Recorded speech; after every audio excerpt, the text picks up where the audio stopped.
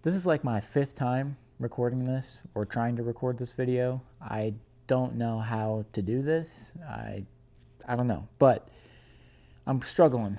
I'm struggling with this, so I just want to get it out of the way. So let's just do that. I haven't uploaded on this channel in close to 2 years. I know I don't have the biggest following on here, and I'm not trying to act like I do, but I know a lot of people were invested in what I was doing on the channel. The numbers were good, and then I just disappeared.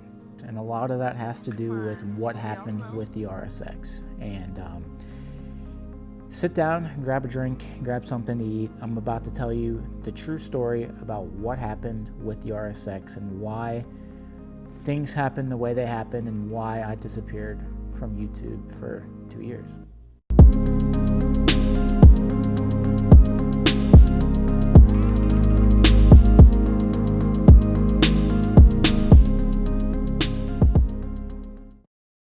So, to begin this story, we have to go all the way back to, let's see, this would be the year of 2022. By this time, I'm uploading like once a week, maybe once every 2 weeks. We're building the RSX. We've got this huge project going on. We're doing motor swap, big turbo, all these supporting mods to it. And it's my first time doing all this, so it was really, really fun to sit down and spend the money, be hands-on with it, learn a lot. I did pretty much everything myself. We had a couple of buddies help me out, but most of the time it was me figuring it out, being on forums, just doing it, just getting my hands on and doing it. So quickly I learned that, I was about, I don't know, at this time, easily 10 grand into the build, not counting the car itself, counting everything that was purchased from, I think, October of 2022 to like, you know, that winter of 2023. So we're like 10 grand into it. Motor, turbo kit, supporting mods, 10 grand into it. I made a video that was things shifting, I think the title of it. I had actually lost that shop space I had that we were doing the build at. And that was the first wrench thrown that really screwed things up for me. I knew that like there wasn't a whole lot of options locally that I could go and have a shop and just jump right in and have shop space. I mean, yeah, there were storage units, but not big enough to do what I was doing. By this time, a local shop had actually sent me a message. Now, this local shop was, we were friends, okay? I knew the guy, knew the owner, known him for years. He was very reputable in the area. So, and actually I purchased a lot of the parts for the car from this shop. So we had built a relationship up. And disclaimer real quick, before I go any further, this is not banter. This is not a hate. This is not me, this isn't me throwing a shot at this shop, okay? Yes, we don't see eye to eye anymore. Yes, we don't support each other. We don't talk. We don't have a friendship. Nothing like that. But I just want to say before I go on and tell you the story, this isn't a hate video towards that individual. And a lot of people know who he is and what the shop is. Let's just leave that, okay? It's been years. I've moved on. He moved on the day it happened, I'm sure. By this time, all my tools and equipment were getting moved to a storage unit. Not big enough for the car, just big enough for all that. And I was, you know, he came in clutch. I said, yeah, dude, like, please, if you're willing to do this, let's do it. We figure out, he comes and grabs the car, which was actually one of the last videos on the channel. Farewell RSX, that video. That was when he had actually came to pick up the car. He said he was going to come and do it, and I paid him something for it. I don't remember the exact number. And he hauled it off to a shop, which was like 20 minutes from where my shop was, which made things a little more convenient and was just, it worked out. By the way, this whole altercation, this whole process of me getting kicked out of this building was pretty muddy. I'm not going to get into that because that's nothing to do with what I'm talking about really, but now it's time for him to assess what needs to be done to this car before he can tune it. Okay. And this is where things do a 180. Okay. In my mind, I know that, hey, it's probably going to cost you a lot more money to have him finish the project and to tune it. I was well aware that it was going to cost thousands of dollars to do all that. I was ready for it. I was expected. Okay. Now, what I wasn't expecting was kind of the push off that the shop gave me. And to be fair, to this day, with me owning my own business, I can kind of understand that side. At the time, I wasn't over my head. I didn't understand it. Okay. I thought it was personal. So the push off thing really is what rubbed me the wrong way. Where he would pull the car in, do diagnostics on it. The very first thing we wanted to do was pull the car in and make a list of everything I needed to finish. Most of the car was there. I mean, he knew what was on the car. He sold me the long block. He sold me countless parts on this car. So he kind of knew the setup already. I still needed like radiator hoses, fittings, small things like that, buttoned up, radiator installed, things like that, buttoned up, okay? The long block, the transmission, the rough turbo kit, all the mounts and everything were already on the car. I have done that on the channel, there's proof. So pretty much at this point, he's like, hey, before I give you that list, I just want to tell you that, like, hey, this turbo kit's not going to work. It's wrong. There's fittings, there's things missing on it. There's couplers everywhere. We can't do it. So before anything else, I would like to build you and fabricate you a new turbo kit. So I was like, okay.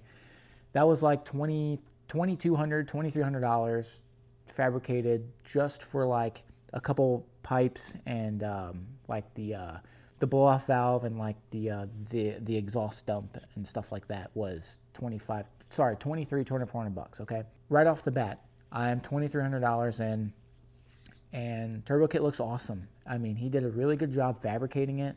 It was great. Now, the car sat for a while after this, okay? And this is where I'm like, okay, I start to see the pushback because now I'm waiting and waiting and waiting for him to get the car back into the shop so he can build me that list. I'm sending him messages. I'm trying to get a hold of him. I'm like, just send me the list. Look through the car, send me the list. And finally, weeks later, he puts the car back in and he sends me a message saying like, it needs all this, and this, and then, there's a lot missing here. He kind of sounded like he just kind of pulled it in, took some bolts off, and was just, man, F this. I promise you, make me a list, send me the list. I need to start checking boxes, getting things ordered. Like, this car sat for way, way longer than it needed to sit. And I'm not just talking about at his shop, at my shop too. Like, I slacked. You guys know it.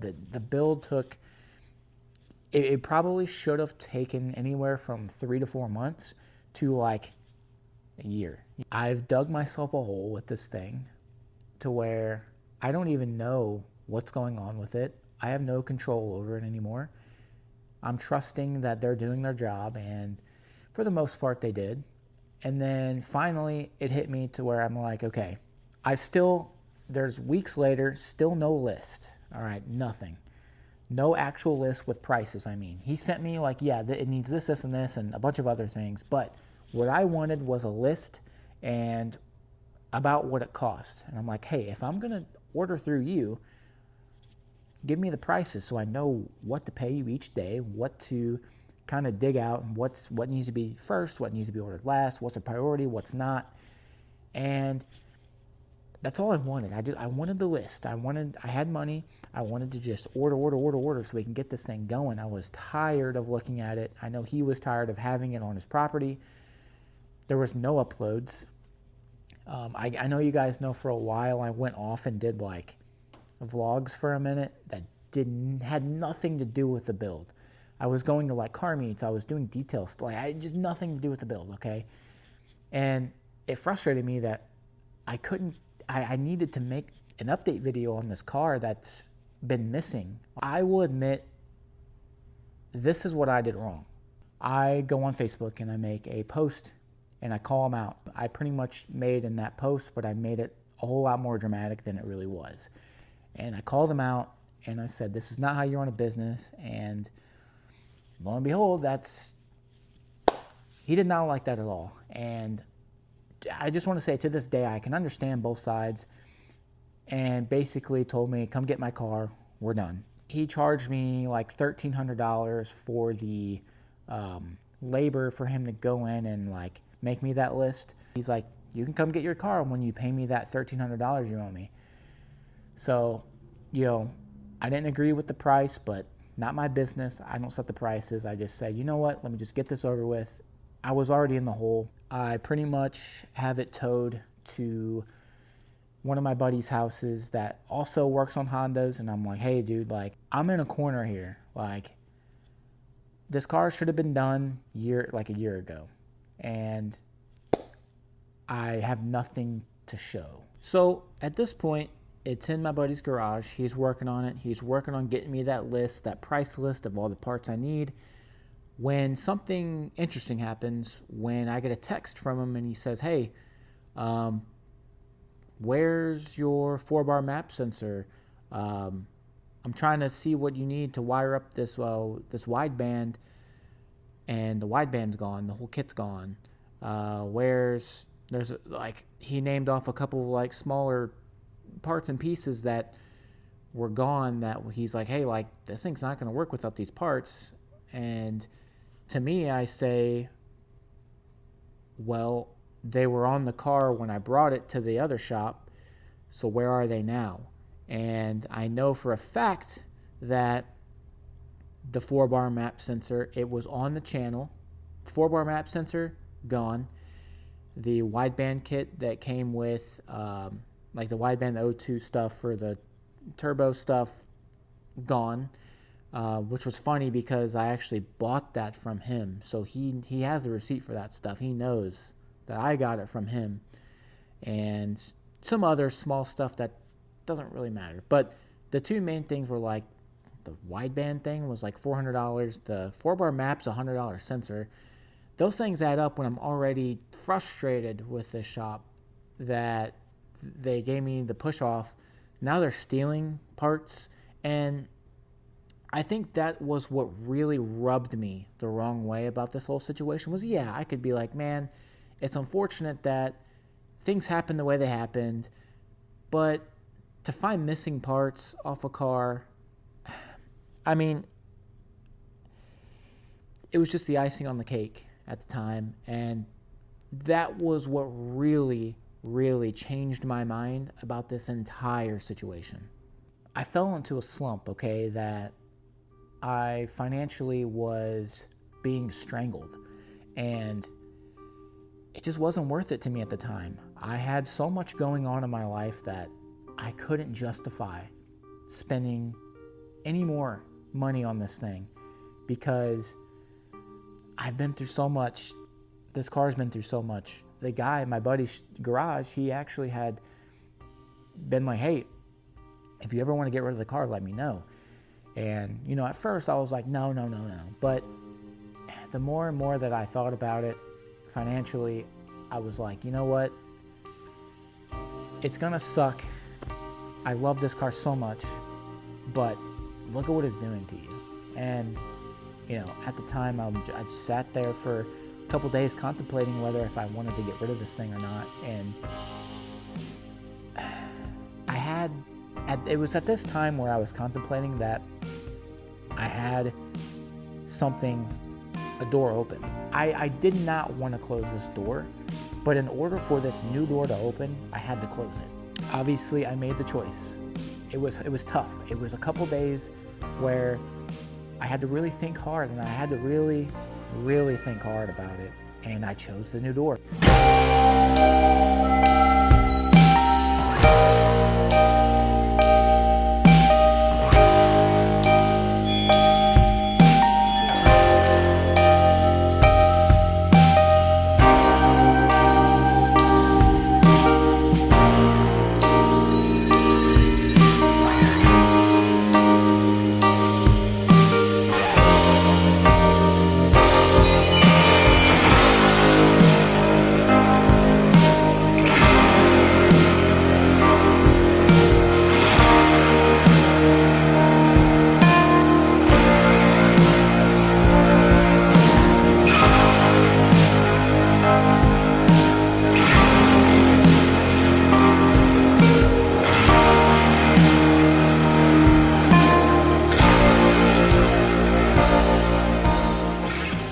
had this new opportunity in front of me. I had finances available to invest, to see a return, to get me in a better headspace. But the con to this was, hey, I just got rid of this car that meant the world to me. I've had it since 2020. And letting go of something like that, probably some of you guys know, letting go of a car, that was my first on the channel and in life. That was my first real build. That was my first car that I sunk more money into than I was comfortable with. Letting something like that go, ultimately losing a lot of money on something like that, hurt me. And I think that's why I disappeared for a while, because after I sold the RSX, I was in no mood to be in the car community. I was in no mood to own a modified car.